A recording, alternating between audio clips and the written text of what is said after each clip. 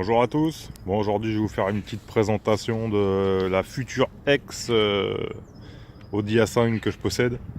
Donc c'est un 2 litres TDI 170 chevaux de 2010 avec une couleur un petit peu spéciale, un petit peu violine.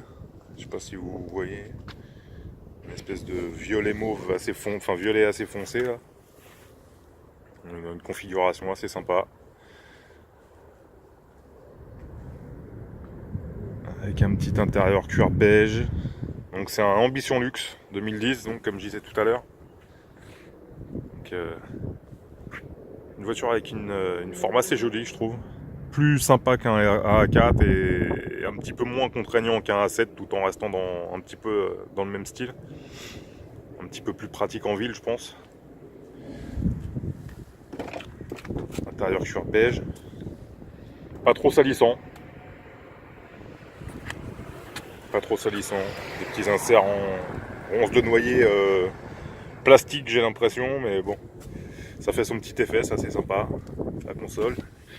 Les sièges qui sont en principe pas de ce style là dans une Ambition Luxe. Là c'est des sièges sport, tout électrique, lombaire, etc.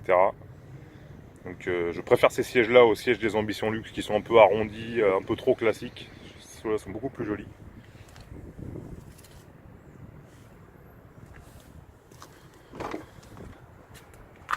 Et l'arrière pareil, hein, même configuration. Une couleur que j'aime beaucoup. Donc elle est pas mal optionnée, il y a des sièges à mémoire, sortie chromée.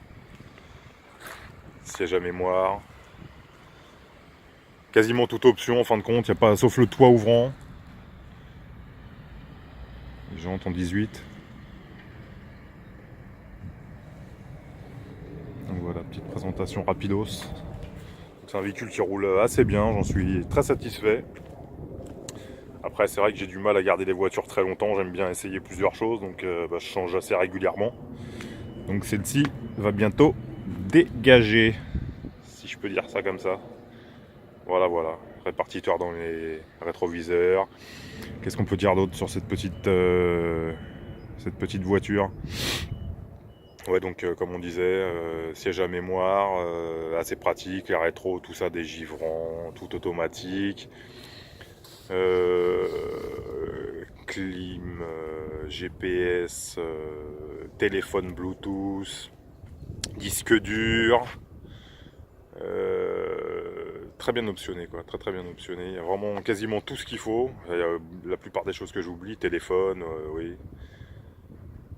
Donc très sympa. Voilà. Donc si des gens sont intéressés pour acheter ce genre de voiture, je leur conseille parce que c'est vrai que c'est très agréable à conduire. Sur la route, c'est impeccable. C'est vraiment très sympa.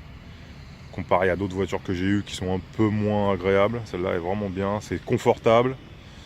C'est très joli, je trouve. En vrai, quand on les voit passer dans la rue, moi j'aime beaucoup les regarder. Je trouve ça vraiment très agréable. Voilà. Après voilà, ça reste une voiture d'une gamme pas dégueu. C'est pas après voilà, hein, on est toujours dans quelque chose qui reste raisonnable entre guillemets quoi. À ce jour pour un modèle de cette date là, mais